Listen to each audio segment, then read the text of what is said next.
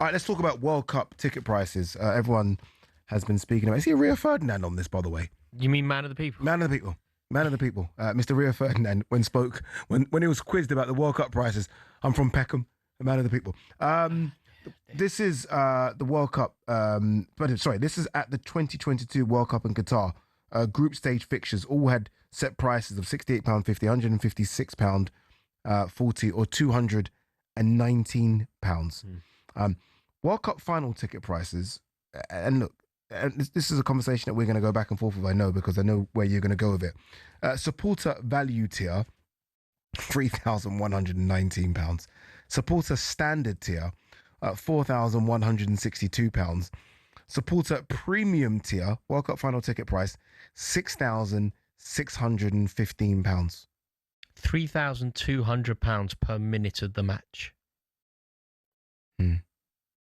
It's just ridiculous, isn't it? It's just painful. You're looking at what, $3,500 for a final ticket? Yeah. It's just unbelievable. It's just unbelievable what's happening here. But to be expected, no? To be expected because of the direction of travel that football has gone in, but it's scandalous. It's absolutely scandalous, and everybody that is involved in allowing this to happen is complicit.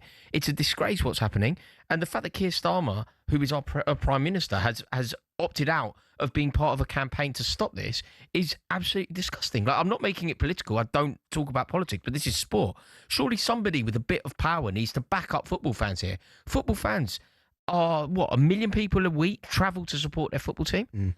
They contribute to the economy. They contribute to the infrastructure. They make the Premier League one of the best leagues in the world, and they have totally been sold down the river here. Yeah. Comparing the prices, by the way, very quickly to Qatar and obviously the World Cup in the US. As I mentioned, Qatar prices, group stage prices, was £68.50. The cheapest. Oh, mate, I went to Qatar. I'd even cheaper. It's unbelievable. This is 4 times dearer. Yeah, £198 the cheapest for England versus Croatia and Scotland versus Brazil next year. £198 the cheapest ticket. Yeah, I think that's an incredible jump, isn't it? It's an incredible hike. I think it's so demoralising. It's so sad that it's getting to this. It's so sad that football fans can be totally ripped off, and nobody seems to really care. Like, people that could protect us. Isn't that because it's across? And this is not me sticking up for it at all. It's across all sports now. Like, top tier sports. Isn't that just the thing now? So there is no working class sport per se. Like American football, similar prices. By the way. I always think it's a real nonsense argument. You know, when people try and compare like the price of the FA Cup final to the price of the Super Bowl, or the price of the Champions League final to the price of the Super Bowl. It's completely different. Why? The culture around the clubs are completely different. Going to football is a rite of passage for millions of people. Going to football, you go every week. You don't compare one ticket. You go to one Super Bowl. You follow Chelsea for 38 games a season. Agreed, but Americans listening will say, 1 second, the NFL is that. They look at the NFL as like they think it's bigger than church on a Sunday. Yeah, and the culture is very different. Very different. Obviously, how many away fans travel? How many New York Jets fans go and watch the equivalent? That's the only team I know. But how many New York Jets fans go and play an equivalent team somewhere else? Yeah, but they don't travel. They don't have a culture of travelling. They don't follow in the way that football fans in this country do. Well, we have a different travel, isn't it? Though. Pardon? You're talking about travelling states, 12-hour travel. Yeah, 20 hours. Just following your team in Europe. Yeah, following your team in Europe is exactly what we do in this country. Yeah. England will take huge amounts of fans to this World Cup, and it is such an example that football is broken. It's so sad. It's such a sad state of affairs that ultimately we are ripping off football fans, and nobody seems to really care. You know, Keir Starmer will get a freebie, won't he? If England get to the final, he'll have a freebie. But the fact that he has opted out of trying to side with England fans here, I just think it's an absolute disgrace. Like, $5,000 to follow your country. Like, football is supposed to be this coming together. Football is supposed to be almost higher than politics. It's a coming together of nations to celebrate a representation of yours versus a representation of theirs, and everyone competes. And it's supposed to be this sort of glorious moment where people come together to celebrate their nation, competing against one another, and trying to win the Jules Rimet, one of the most iconic and beautiful trophies in the world.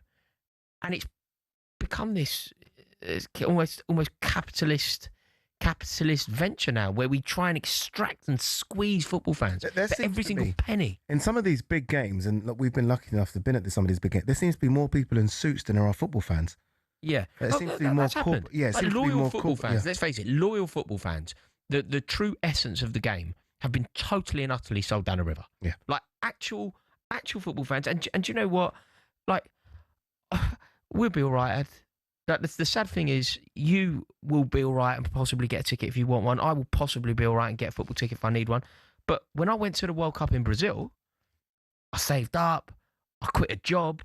I was staying on a mate's sofa who was working out. You know, it was all like ducking and diving. Going to Belo Horizonte to watch England play Costa Rica when we were already out of the competition. Nobody would have cared about me then. I wouldn't have got a ticket. It's actually a travesty. And I just think that somebody... The Prime Minister's not going to do it. He's already opted out. Somebody far more powerful than us needs to do something here. Like the head of the FA, somebody needs to say, this can't happen. Like, England have a decent chance of winning this competition. And the people that should be there, who are the people that go to Wembley when England play at Wembley, go to San Marino when England play in San Marino, go and follow England home and away and spend a lot of money and a lot of time and commit their lives to following their nation, they're not going to be there. One person who might be able to do something, and I doubt it, I don't think anyone can do anything, to be honest with you, is Thomas Concannon, who is the Football Supporters Association spokesperson.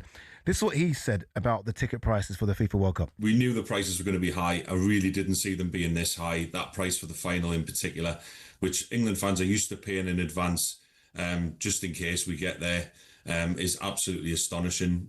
You know, £3,200 is effectively what that's going to cost. That's £35 a minute. It's just absolutely astonishing. $7,000 to follow England right from the start to the finish.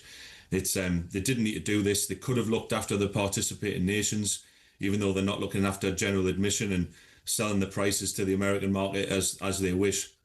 They could have looked after the supporters of the nations that follow them through thick and thin. And they haven't done that. They've actually made it even worse. And England fans are paying more than what other countries are. They've weighted the countries in terms of popularity. It's just completely unacceptable. It's an absolute disgrace. Yeah, Thomas Concannon there from the Football Supporters Association speaking to Sam Matterface a bit earlier. On those prices, again, just to remind you what the prices for the World Cup final are. Supporter value tier, which is the lowest, by the way, £3,119. Supporter standard tier, £4,162. Supporter premium tier, £6,615. And you don't even want to think what the black market's going to be. People trying to flog tickets as well. It's just insane. Oh, it's a disgrace. Do you know the worst thing about it? Like, I'm really looking forward to this World Cup. Like, America, I have great memories of the American World Cup from when I was a kid. Yeah, 94 like, World Cup. Obviously, England weren't there, but I remember watching Diana Ross missing the penalty. Ray Houghton scoring against Italy, New York City. Yeah, like, America is fantastic. America's such a great country. Like, England are playing in Texas. Like, I'd love to. You know, it would be such an amazing experience to go. And ultimately, so many people are going to be deprived of going because it's just through the roof. And Infantino here has effectively turned his back on the most loyal fans. And it's not only England fans here, by the way. This is a problem. I imagine that this is an issue for fans of Jordan who are going to their first ever World Cup. I imagine that this is an issue for fans of France who want to follow their team but ultimately can't afford it. Because who on earth can drop? And you have to drop it now, by the way, on the off chance that you get there. So FIFA get all this money in. They give you a refund, but they get all this money in now that they hold on to. And by the way, I mean, hotel prices will be extortionate, and obviously they're going to be through the roof. But that's different because that's kind of fair market. No. This is FIFA. No. That's not fair market. No, FIFA have a responsibility to football fans. Hoteliers do not have a responsibility to football fans. Yeah. FIFA can somehow make life as easy for football fans as possible, and charging them 3.5 bags of sand in order to go to a game in order to potentially go to a game that they might not even have to go to, but they have to stump up the money now. It's just so bang out of order. And this is now going to chime with the point that we were talking about earlier, Ad. You know when people talk about the issues in football, and like I say, I saw that tweet from the mayor of Manchester, Andy Burnham, and he was talking about like the future tense of the direction of travel for football and how there is going to be a problem if we don't look to solving it soon. Why on earth is this being positioned as something to happen in the future? Okay.